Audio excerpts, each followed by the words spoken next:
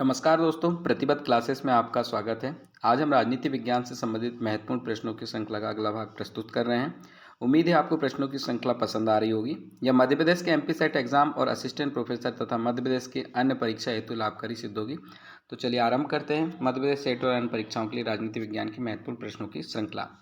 आज का हमारा पहला प्रश्न है, संयुक्त राष्ट्र संघ के परिप्रेक्ष्य में भारत की विदेश नीति का मुख्य उद्देश्य 3 घनिष्ठ रूप से जुड़े लक्ष्य हैं। इन लक्ष्यों में निम्नलिखित में से कौन सा लक्ष्य शामिल नहीं है? ऑप्शंस दिए हैं। ऑप्शन ए, 21वीं सदी में अंतर्राष्ट्रीय संबंध को आकार प्रदान करने में महत्वपूर्ण भूमिका। बी, अहिंसक तथा मानवोचित अंतर्राष्ट्रीय प्रणाली की दिशा में आंदोलन। सी, अंतर्राष्ट्रीय विकास के सतत तथा अपेक्षाकृत न्यायसंगत पैटर्न के लिए स्थितियों को बढ़ावा देना। डी, संयुक्त राष्ट्र संघ को अपने वित्तीय संसाधन स्वयं विकसित करने के लिए उसकी सहायता करना। तो दोस्तों इसका सही उत्तर हो जाएगा ऑप्शन डी, संयुक्त राष्ट्र संघ को अपने वित्तीय संसाधन स्वयं विकसित करने के लिए उसकी सहायता करना। यह ऑप्शन नहीं है। अगला क्वेश्चन है, निम्नलिखित में से कौन पंचशील सिद्धांत 1954 में शामिल नहीं है? तो पंचशील सिद्धांत दिए हैं, कौन सा शामिल नहीं है आपको बताना है। ऑप्शन ए, एक दूसरे के क्षेत्रीय अखंडता तथा संप्रभुता के लिए पारस्परिक सम्मान। ऑप्शन बी, परमाणु हथियारों का विकास नहीं करना। ऑप्शन सी, समानता तथा पारस्परिक लाभ। तथा ऑप्शन डी, शांतिपूर्ण सह अस्तित्व। दोस्तों इसका सही उत्तर हो जाएगा ऑप्शन बी, यानी परमाणु हथियारों का विकास नहीं करना। आप सभी जानते हैं 1954 में भारत तथा चीन के बीच में पंचशील समझौता हुआ था। इसके तहत पांच सिद्धांत अपनाए गए थे, जिसके अंतर्गत पहला सिद्धांत है एक दूसरे की क्षेत्रीय अखंडता तथा संप्रभुता के लिए पारस्परिक सम्मान करना होगा। दूसरा, अनाक्रमण। तीसरा, एक दूसरे के आंतरिक मामलों में हस्तक्षेप नहीं करना है। और चौथा, समानता तथा पारस्परिक लाभ। और पांचवा, शांतिपूर्ण सह अस्तित्व। ये पंचशील सिद्धांत में शामिल थे। अगला क्वेश्चन है, भूमंडलीकरण की नवोदित शक्तियों की जड़ों का वर्ष 1980 के दशक के उत्तरार्ध तथा 1990 के दशक के पूर्वार्ध में विशिष्ट आर्थिक तथा राजनीतिक विकास में पता लगाया गया है। इस श्रेणी में निम्नलिखित में से कौन शामिल नहीं है? तो आपको बताना है, भूमंडलीकरण की नवोदित शक्तियों की जड़ों का वर्ष 1980 के दशक के उत्तरार्ध तथा 1990 के दशक के पूर्वार्ध में विशिष्ट आर्थिक तथा राजनीतिक विकास में पता लगाया गया है। ऑप्शन ए, शीत युद्ध की समाप्ति। ऑप्शन बी, वर्ष 1998 में भारत तथा पाकिस्तान द्वारा परमाणु शस्त्रों का परीक्षण। ऑप्शन सी, यूएसएसआर में राज्य साम्राज्यवाद का विघटन। तथा ऑप्शन डी, बर्लिन की दीवार का गिरना। कौन सा शामिल नहीं है ये बताना है। तो दोस्तों इसका सही उत्तर हो जाएगा ऑप्शन बी, इस श्रेणी में 1998 में भारत तथा पाकिस्तान द्वारा परमाणु अस्त्रों का परीक्षण शामिल नहीं है। अगला क्वेश्चन है, ऑल पार्टी कॉन्फ्रेंस 1928 की अध्यक्षता किसने की? ऑप्शंस दिए हैं। A, Pandit Motilal Nehru. B, doctor M A. Ansari. C, Madan Mohan Malviya. D, C R. Das. दोस्तों इसका सही उत्तर हो जाएगा option B, doctor M A. Ansari ने ऑल पार्टी कॉन्फ्रेंस 1928 की अध्यक्षता की थी। अगला क्वेश्चन है, राज्य तथा प्रभावी जाति दर्शाने वाला निम्नलिखित में से कौन सा युग्म सही नहीं है? राज्य दिया है और उस राज्य की प्रभावी जाति दी है, कौन सा युग्म गलत है आपको ढूंढना है। Option A, Punjab Jat Sikh. Option B, Rajasthan Rajput. Option C, Kerala Velama. Option D, Karnataka Lingayat. तो दोस्तों इसका सही उत्तर हो जाएगा केरल वेलमा। ये गलत है, बाकी सभी सही हैं, यानी पंजाब में जाट सिख, राजस्थान में राजपूत, कर्नाटक में लिंगायत है, जबकि वेलमा जाति का संबंध आंध्र प्रदेश और तेलंगाना से है। अगला क्वेश्चन, निम्नलिखित में से कौन सही है? ऑप्शंस दिए हैं, आपको ऑप्शंस में ढूंढ के बताना है सही कौन सा है। सही ऑप्शन ए में केसी वेयर, इंग्लैंड का संविधान। बी में रॉबर्ट मिशेल, अल्पतंत्र का कठोर कानून। सी में जी सावतोरी, उदार तथा उग्र बहुदलीय प्रणाली। तथा डी में बेजहाट दलीय राजनीति। तो आपको बताना है, इसमें सिद्धांत दिए हैं कौन सा किससे संबंधित है और कौन सा सही है? तो दोस्तों इसका सही उत्तर है, इसमें केवल ऑप्शन ए सही है, यानी केसी बियर इंग्लैंड का संविधान से संबंधित है। अगला क्वेश्चन है, खालिस्तान ने कचरा टोकरी मॉडल का विकास किया। तो आपको बताना है किसने कचरा टोकरी मॉडल का विकास किया था। ऑप्शंस दिए हैं, पहले आपको विद्वानों के नाम दिए हैं। पहला माइकल डी कोहेन, दूसरा जेम्स सी मार्च, तीसरा पीटर ड्रकर, चौथा जेहान पी ओल्सेन। साथ में आंसर में आपको कूट दिए हैं। ए में पहला और चौथा, बी में पहला दूसरा और चौथा, सी में पहला दूसरा और तीसरा तथा डी में दूसरा तीसरा और चौथा। कचरा टोकरी मॉडल का विकास किसने किया था? दोस्तों इसका सही उत्तर हो जाएगा ऑप्शन बी, यानी पहला दूसरा और चौथा, यानी माइकल डी कोहेन, जेम्स जी मार्च और जोहान पी ओल्सेन ने कचरा टोकरी मॉडल का विकास किया है। इसमें पीटर ड्रकर शामिल नहीं है। अगला क्वेश्चन जो अभिकथन और तर्क से संबंधित है। अभिकथन दिया है, ए सूचना का अधिकार अधिनियम आरटीआई के क्षेत्र का विस्तार किए जाने की आवश्यकता है। इसके पीछे तर्क दिया है, आर वर्तमान में निजीकरण तथा अनेक पूर्व काल में सरकारी कार्यक्रमों का आउटसोर्स द्वारा कार्य किए जाने की प्रवृत्ति है। ऑप्शंस आपको दिए हैं, ए और आर दोनों सत्य हैं, आर ए का सही स्पष्टीकरण है। बी ए और आर दोनों सत्य हैं परंतु आर ए का सही स्पष्टीकरण नहीं है। सी ए सत्य है लेकिन आर असत्य है। डी ए असत्य है लेकिन आर सत्य है। दोस्तों इसका सही उत्तर हो जाएगा ऑप्शन ए और आर दोनों सत्य हैं तथा आर ए का सही स्पष्टीकरण है। अगला क्वेश्चन है, नरम शक्ति यानी सॉफ्ट पावर शब्द को गढ़ने के लिए किसे श्रेय दिया जाता है? विद्वानों के नाम आपको दिए हैं, जोसेफ नाई, ऑप्शन बी में एन अलार्कन, ऑप्शन सी में है ए बेलामी तथा ऑप्शन डी में है एस चेस्टरमैन। आपको बताना है नरम शक्ति यानी सॉफ्ट पावर शब्द किसने गढ़ा है? दोस्तों इसका सही उत्तर हो जाएगा ऑप्शन ए, जोसेफ नाई ने नरम शक्ति यानी सॉफ्ट पावर शब्द गढ़ा है। अगला क्वेश्चन है, केजे होल्स्टी के अनुसार निम्नलिखित में से कौन समकालीन राज्य प्रणाली की विशेषता नहीं है? आपको राज्य प्रणाली की विशेषता बताना है, समकालीन राज्य प्रणाली में कौन सा शामिल नहीं है। ऑप्शन ए, राज्यों की संख्या तथा प्रकार में वृद्धि।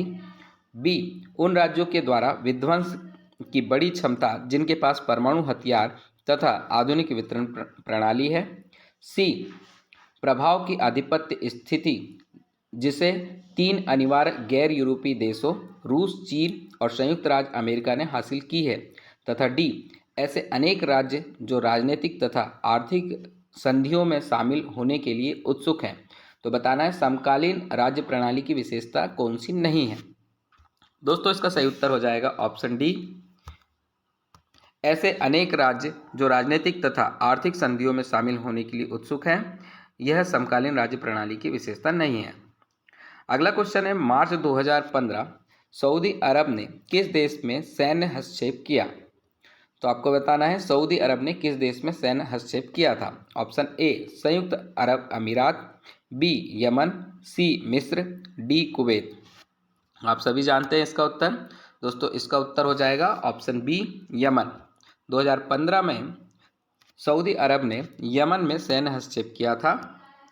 अगला क्वेश्चन है, निम्नलिखित में से कौन अमेरिकी राज्यों के संगठन के अंग है? यहाँ पे संगठन के अंग दिए हैं, आपको मैच करना है। पहला है सचिवालय, दूसरा अंतर अमेरिकी सम्मेलन, तीसरा विदेश मंत्रियों का विचार विमर्श संधि तथा चौथा परिषद। नीचे कूट दिए हैं, कूट में ए है पहला दूसरा और तीसरा, बी में है दूसरा तीसरा चौथा, सी में है पहला दूसरा और चौथा तथा डी में है पहला तीसरा और चौथा। आपको बताना है अमेरिकी राज्य के संगठन के अंग। दोस्तों इसका सही उत्तर हो जाएगा ऑप्शन बी, यानी दूसरा तीसरा और चौथा, यानी अंतर अमेरिकी सम्मेलन, विदेश मंत्रियों के विचार विमर्श संधि तथा परिषद अमेरिकी राज्य संगठन के अंग हैं। अगला क्वेश्चन है, प्लेटो के अनुसार निम्नलिखित में से कौन से कथन सही नहीं है? तो आपको गलत कथन ढूंढना है। कथन दिए हैं, ए विचार तत्व होते हैं, बी विचार सभी चीज़ों के सार होते हैं, सी विचार चीज़ों के प्रतिबिंब होते हैं, तथा डी विचार सार्वभौमिक होते हैं। इसमें कूट दिया है, ऑप्शन ए में है ए और बी में है बी और डी, ऑप्शन सी में है केवल बी, तथा ऑप्शन डी में है केवल सी। दोस्तों इसका सही उत्तर हो जाएगा ऑप्शन डी केवल सी। यानी प्लेटो के अनुसार विचार तत्व होते हैं, सही हैं। विचार सभी चीज़ों के सार होते हैं, ये भी सही है। विचार चीज़ों के प्रतिबिंब होते हैं, ये भी सही है। लेकिन विचार सार्वभौमिक होते हैं, यह ऑप्शन गलत है। अगला क्वेश्चन है, मैकियावेली के प्रिंस को निम्नलिखित में से किसने महान और एक वास्तविक राजनीतिक प्रतिभाशाली व्यक्ति की सच्ची धारणा की संज्ञा दी थी, जिसका सर्वोच्च एवं महान उद्देश्य होता है? तो आपको ऑप्शंस दिए हैं, option A Bentham, option B J S. Mill, option C Hegel तथा कार्ल मार्क्स। दोस्तों इसका सही उत्तर हो जाएगा ऑप्शन सी हेगल। मैकियावेली के प्रिंस को हेगल ने महान और एक वास्तविक राजनीतिक प्रतिभाशाली व्यक्तित्व की सच्ची धारणा की संज्ञा दी थी, जिसका सर्वोच्च एवं महान उद्देश्य होता है। अगला क्वेश्चन है, निम्नलिखित में से कौन मार्क्सवादी को राजनीतिक सिद्धांत के बजाय एक विचारधारा मानता है? तो आपको बताना है मार्क्सवाद को राजनीतिक सिद्धांत के बजाय विचारधारा मानने वाला जो विद्वान है वो कौन है? ऑप्शन ए में है जर्मिनो, ऑप्शन बी में है डेविड हेल्ट, ऑप्शन सी आर.ए. डेहल तथा ऑप्शन डी जी.एच. सेबाइन। दोस्तों इसका सही उत्तर हो जाएगा ऑप्शन ए, यानी जर्मिनो मार्क्सवाद को राजनीतिक सिद्धांत के बजाय एक विचारधारा मानता है। अगला क्वेश्चन है, इसायाह बर्लिन की निम्नलिखित कृतियों को उनके प्रकाशन के काल क्रम में व्यवस्थित करें। ठीक, इसमें हाँ प्रमुख कृतियाँ दी हैं।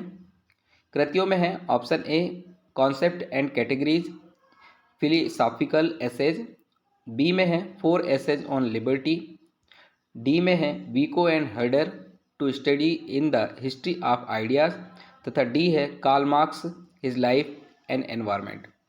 तो आपको इनको क्रमानुसार किसका प्रकाशन पहले हुआ है बताना है। ऑप्शन कूट के रूप में दिए हैं। पहला है ए बी सी और डी, दूसरा है सी बी ए और डी, तीसरा है डी बी सी और ए, तथा चौथा है बी डी ए और सी। दोस्तों इसका सही उत्तर हो जाएगा ऑप्शन सी, यानी तीसरे नंबर का ऑप्शन डी बी सी और ए। यानी सबसे पहले Karl Marx his life and environment जो कि 1939 को हुई थी, पब्लिश हुई थी। ऑप्शन बी में है 4 एसेज ऑन लिबर्टी, उसके बाद आई थी जो 1969 में हुई थी। उसके बाद में Vico and Herder two studies in the history of ideas 1977 में पब्लिश हुई थी। और उसके बाद में concept and categories philosophical essays 1978 में हुई थी। अतः ऑप्शन सी यानी तीसरे नंबर का ऑप्शन करेक्ट है।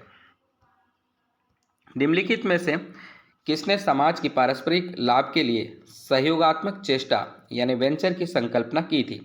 विद्वानों के नाम दिए हैं, ए रॉल्स, बी नोजिक, सी हेयक तथा डी ग्रामसी। दोस्तों इसका सही उत्तर हो जाएगा ऑप्शन ए। रॉल्स ने समाज की पारस्परिक लाभ के लिए एक सहयोगात्मक चेष्टा वेंचर की संकल्पना की थी। अगला क्वेश्चन है जो कि अभिकथन तथा तर्क से संबंधित है, आपको बताना है। अभिकथन दिया है, ए रूसो के अनुसार एक चिंतनशील व्यक्ति दुराचारी पशु है, तथा तर्क दिया है आर समान भावनाएं जीवन को मूल्य देती हैं। आपको ऑप्शंस दिए हैं, ए और आर दोनों सही हैं तथा आर ए की सही व्याख्या है। ऑप्शन बी में ए और आर दोनों सही हैं लेकिन आर ए की सही व्याख्या नहीं है। ऑप्शन सी में ए सही है पर आर गलत है, तथा ऑप्शन डी में ए गलत है पर आर सही है। दोस्तों इसका सही उत्तर हो जाएगा ऑप्शन ए और आर दोनों सही हैं तथा आर ए की सही व्याख्या है। यानी रूसो के अनुसार एक चिंतनशील व्यक्ति दुराचारी पशु है, सही है। समान भावनाएं जीवन को मूल्य देती है, ये भी सही है। तथा तर्क अभिकथन की व्याख्या कर रहा है। अगला क्वेश्चन है, निम्नलिखित में से किसने कहा था सिद्धांत के बिना शोध का शिक्षण तुच्छ साबित हो सकता है और आंकड़ों के समर्थन के बिना सिद्धांत निरर्थक साबित हो सकता है? विद्वानों के नाम दिए हैं।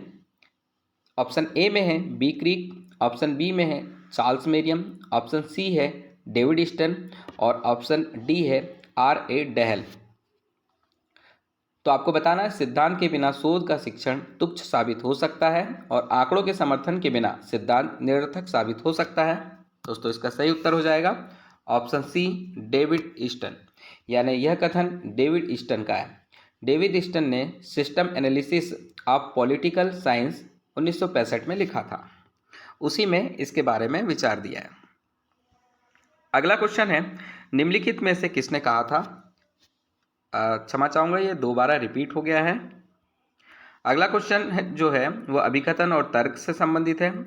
अभिकथन दिया हुआ है, अभिकथन ए फुकुयामा के अनुसार उदार लोकतंत्र मानव जाति के वैचारिक विकास के अंतिम बिंदु की रचना कर सकता है। तर्क आर दिया है, सरकार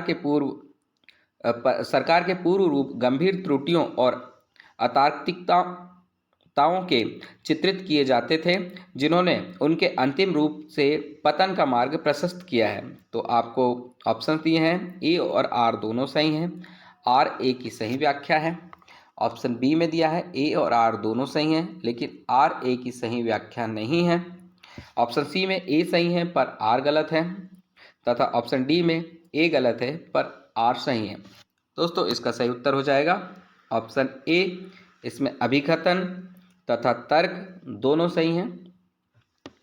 दोस्तों बताना चाहेंगे फुकुयामा ने end of history and the last man में यह बात संयुक्त माफी चाहेंगे USSR के पतन के संदर्भ में की थी। अगला क्वेश्चन है तुलनात्मक राजनीति के विकास के प्रारंभिक चरणों में निम्नलिखित में से कौन संबंध है। ऑप्शंस दिए हैं, option A Karl Popper, option B Arthur Bentley, option C E.H. Carr तथा ऑप्शन डी ग्राहम वालास। तो आपको बताना है तुलनात्मक राजनीति के विकास के प्रारंभिक चरणों में से कौन संबंध है। दोस्तों इसका सही उत्तर हो जाएगा ऑप्शन बी आर्थर बेंटली संबंधित है। अगला क्वेश्चन है तुलनात्मक राजनीति की कौन सी शाखा औपचारिक और अनौपचारिक तंत्रों यानी मैकेनिज्म की जांच का प्रयास करती है जिसके द्वारा अभिवृत्तियों यानी एप्टीट्यूड्स को मन में बैठाया जाता है। तो आपको बताना है ऑप्शन ए में दिया है राजनीतिक सामाजिकरण, बी है राजनीतिक संप्रेषण, सी है राजनीतिक आधुनिकरण तथा डी है राजनीतिक विकास। दोस्तों इसका सही उत्तर हो जाएगा ऑप्शन ए राजनीतिक सामाजिकरण। राजनीतिक मूल्यों की पीढ़ी दर पीढ़ी हस्तांतरण राजनीतिक सामाजिकरण कहलाता है। तो जब भी राजनीतिक मूल्यों का पीढ़ी दर पीढ़ी हस्तांतरण होता है तो उसे हम राजनीतिक सामाजिकरण कहते हैं। अगला क्वेश्चन है निम्नलिखित में से किसने तर्क दिया था कि राजनीतिक विकास प्रशासनिक और विधिक विकास है। नीचे दिए गए कूट से सही उत्तर का चयन करना है। ए R.R. रोस्टो, बी टालकाट पार्सन्स, सी सोरोकिन, डी मैक्स वेबर। कूट दिया है, पहला है ए और डी सही है, दूसरा है बी और डी, तीसरा ए और सी तथा चौथा बी और सी। दोस्तों इसका सही उत्तर हो जाएगा ऑप्शन पहला ए और डी सही है। इसमें आ जाएगा R.R. रोस्टो और मैक्स वेबर। अगला क्वेश्चन है निम्नलिखित में से कौन संसदीय सरकार में प्रथम प्रधानमंत्री बना था। तो आपको इसमें बताना है सर्वप्रथम संसदीय सरकार बनी और उसके बाद में प्रथम प्रधानमंत्री कौन चुना गया था। Option A William Pitt the Elder, B Henry Pelham, C William Pulteney तथा डी रॉबर्ट वालपोल। चार ऑप्शन दिए हैं, आपको बताना है सबसे पहले संसदीय सरकार बनी और उसमें प्रथम प्रधानमंत्री कौन बना था। तो दोस्तों इसका सही उत्तर हो जाएगा ऑप्शन डी। ऑप्शन डी के अनुसार रॉबर्ट पॉलवॉल 1773 में ब्रिटेन के प्रधानमंत्री बने थे। अगला क्वेश्चन है निम्नलिखित में से कौन संस्थानिक उपागम यानी इंस्टीट्यूशनल अप्रोच से संबद्ध है। ऑप्शन ए में है Carew Hunt, option B Herman Finer, option C Roy C Macridis तथा ऑप्शन डी कार्ल फेडरिक। इसमें आपको कूट दिए हैं, पहला है ए और सी, दूसरा दिया है बी और डी, तीसरा दिया है बी और सी तथा चौथा दिया है ए और डी। आपको बताना है कौन संस्थानिक उपागम यानी इंस्टीट्यूशनल अप्रोच से संबद्ध है। तो दोस्तों इसका सही उत्तर हो जाएगा ऑप्शन बी, यानी ऑप्शन दूसरा, बी और डी संबद्ध है, यानी हरमन फाइनर और कार्ल फ्रेडरिक संबद्ध है। हमारा अगला क्वेश्चन है, निम्नलिखित क्रांतियों को उनके घटित होने के क्रम में व्यवस्थित कीजिए। क्रांति का नाम दिया है, ए चीन की क्रांति, बी क्यूबियाई क्रांति, सी बोल्शेविक क्रांति तथा डी शुद्धाचारवादी क्रांति यानी कि प्यूरिटन क्रांति। इसमें आपको कूट दिए हैं, पहला है ए बी डी के बाद सी, दूसरा है बी ए सी और फिर डी, तीसरा है डी सी ए और बी तथा चौथा है सी डी बी और ए। दोस्तों इसका सही उत्तर हो जाएगा ऑप्शन 3 यानी डी सी ए बी। इसके अनुसार सबसे पहले शुद्धाचारवादी क्रांति यानी प्यूरिटन क्रांति हुई थी जो 1640 से 1660 के दौरान हुई थी। उसके बाद में बोल्शेविक क्रांति जो कि 1917 में हुई थी। उसके बाद में क्यूबियाई क्रांति हुई थी जो 1953 से 1959 तक हुई थी और सबसे अंत में हुई थी चीन की क्रांति जो 1979 में हुई थी। हमारा अगला क्वेश्चन है, निम्नलिखित कथन जो है, कथन और तर्क से संबंधित हमारा नेक्स्ट क्वेश्चन है। अभिकथन दिया है, कुलीन तंत्र की लोह विधि कानून ने स्थापित किया और राजनीतिक दलों सहित सभी लोकतांत्रिक संगठनों में कुछ नेताओं या लघु विशिष्ट समूह द्वारा अंतिम रूप से नीति निर्धारण किया जाता है। इसका तर्क दिया है, नीति निर्धारण एक अत्यंत जटिल प्रक्रिया है जिसमें आवश्यक रूप से कुछ लोग सम्मिलित होते हैं जो अनेक लोगों की ओर से कार्य करते हैं। तो इसमें ऑप्शन दिया है, ए और आर दोनों सही हैं, आर ए की सही व्याख्या है। बी में दिया है ए और आर दोनों सही हैं पर आर ए की सही व्याख्या नहीं है। सी में दिया है ए सही है पर आर गलत है तथा डी दिया है ए गलत है पर आर सही है। दोस्तों इसका सही उत्तर हो जाएगा ऑप्शन ए और आर दोनों सही हैं तथा आर ए की सही व्याख्या है। हमारा अगला क्वेश्चन भी अभिकथन और तर्क से संबंधित है। आपको बताना है, अभिकथन ए दिया है, सेना का गैर पश्चिमी लोकतांत्रिक देशों में दबदबा होता है। तर्क दिया है, सामाजिक विखंडन और विदरण यानी क्लीवेजेज राजनीतिक अस्थायित्व में अत्यधिक रूप से योगदान करते हैं। इसमें आपको ऑप्शन दिए हैं, ऑप्शन में है पहला ए और आर दोनों सही हैं, आर ए की सही व्याख्या है। बी में है ए और आर दोनों सही हैं लेकिन आर ए की सही व्याख्या नहीं है। सी में है ए सही है पर आर गलत है तथा डी में ए गलत है पर आर सही है। दोस्तों इसका सही उत्तर हो जाएगा ऑप्शन बी, यानी ए और आर दोनों सही कथन है लेकिन आर ए की सही व्याख्या नहीं। यानी अभिकथन में दिया है, सेना का गैर पश्चिमी लोकतांत्रिक देशों में दबदबा होता है, सत्य है। सामाजिक विखंडन और विदरण राजनीतिक अस्थायित्व में अत्यधिक रूप से योगदान करते हैं, ये भी सत्य है। हमारा अगला क्वेश्चन है, साइबरनेटिक्स का तात्पर्य क्या है। ऑप्शन दिए हैं, ए संप्रेषण का विज्ञान, बी संप्रेषण पद्धतियां, सी कृत्रिम बुद्धिमत्ता तथा डी नियंत्रण और संप्रेषण का विज्ञान। दोस्तों इसका सही उत्तर हो जाएगा ऑप्शन डी, नियंत्रण और संप्रेषण का विज्ञान, यानी साइबरनेटिक्स का तात्पर्य है नियंत्रण और संप्रेषण का विज्ञान। तो दोस्तों यह हमारी आज के प्रश्न श्रृंखला का अंतिम प्रश्न था। कल फिर से ऐसे ही प्रश्नों के साथ में पुनः मिलेंगे। धन्यवाद। जय हिंद।